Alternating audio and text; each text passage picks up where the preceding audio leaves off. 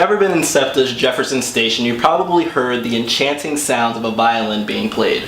This is by none other than Philly's Sean the Violinist. And today on OUTPour is a Day in the Life segment, we're going to be following the student and street performer, Mr. Sean Bennett. In 2014, Sean graduated from the Philadelphia Performing Arts High School and is currently auditioning for Juilliard and the Curtis Institute of Music. He is the recipient of the Marian Anderson Award, which is a grant for young artists who might not otherwise be able to pursue private lessons. It gives them that opportunity.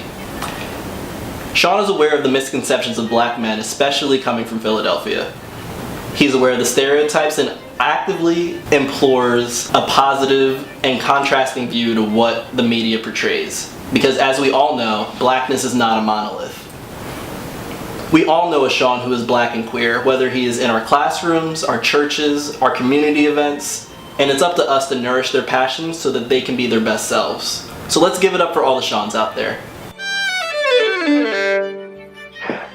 So Sean, how old were you when you began training as a violin? Did you start off playing the violin? Let's start there. I was 10 years old. I started in my local elementary school. What school was that? McCall Elementary School. I don't know about that school. So, what made you want to start practicing violin? Well, in the beginning, I didn't really have much interest in it. But I also didn't have not interest in it. I was just sort of going with the motions. And later on, I developed more of a love and a passion for violin. Around the age of 14, I knew I was going to do this for the rest of my life. What made you realize that at that point? Well, at the time, I was, accomplishing a lot of things. I moved up, moving up a seat in an orchestra is a big accomplishment. Mm-hmm. And I was just always moving up. So I figured, there has to be something of value there. So why not, mold it and sculpt it into something special. So at that point, did you decide to audition for the Creative and Performing Arts High School, or was it prior to that? It was before that, yeah. I wanted to audition when I was in 7th grade, mm-hmm. Because I've heard so much about it. And then I finally took my audition and got in. Okay. So you've been seen around Philadelphia playing the violin, usually on street corners when you first got started, correct? Mm-hmm.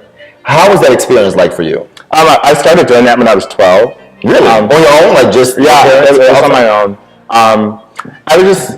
I don't like asking people for things. Mm-hmm. I don't like asking my mom for anything. I don't like asking anyone for anything. I'd rather, get it myself. Mm-hmm. So when I was 12, I was my brother was playing basketball in the park. So I was just I had my violin with me, so I figured why not, be productive. Mm-hmm. So I started playing and I made a little money. Then someone told me to go into the city. Then I went into the city and made more money. So I was okay, yeah, I'm just going to keep doing this, to get the things that I want.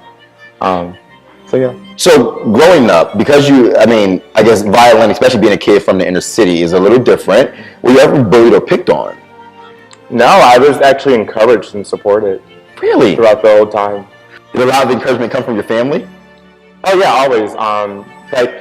We would have family get-togethers. My mom would always. Go ahead, baby, bring out the violin. Yeah, that type of thing. How did you deal with being bullied for being gay?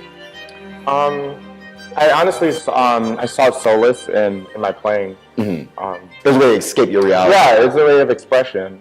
I didn't, I didn't become depressed mm-hmm. because I was being bullied.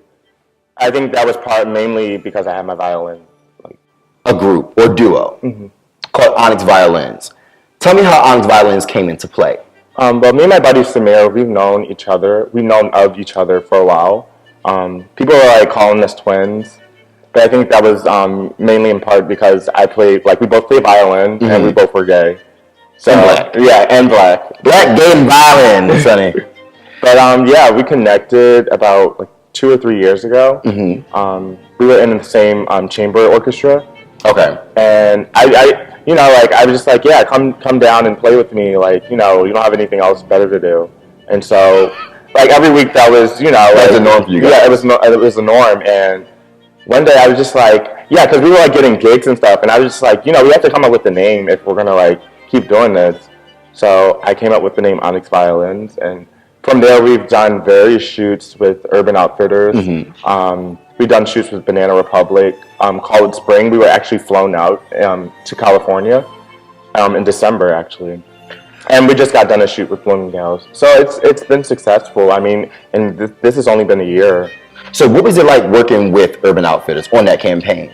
It was, I was new to the whole, modeling, entertainment scene. So it was awkward at first because, like, I didn't know anything. Like, I literally, the night before I was looking up YouTube videos, like, how to model. Like, Samir, he knew how to model beforehand, but I was new to this whole thing. So it was strange, but I think through modeling, I think I've learned a lot about, like, my insecurities and things that make me uncomfortable, and I've learned how to work through that and, look beyond that.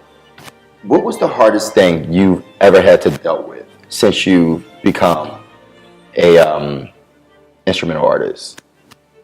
The hardest thing I've had to deal with is really just like having discipline.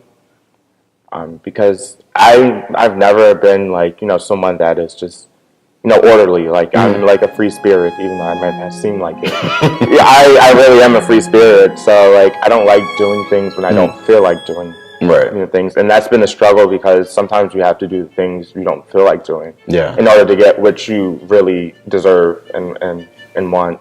So that's definitely been a struggle. Another struggle has been just like not overthinking things and just letting things unfold as they naturally should. Because that's where the beauty is. Every note, like, you have to do a certain thing. You have to do like 10 different things just for one note.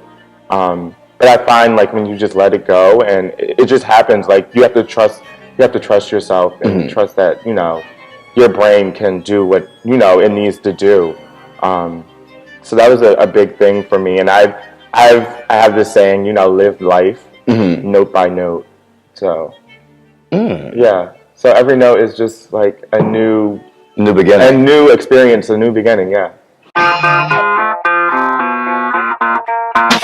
got a rebel soul.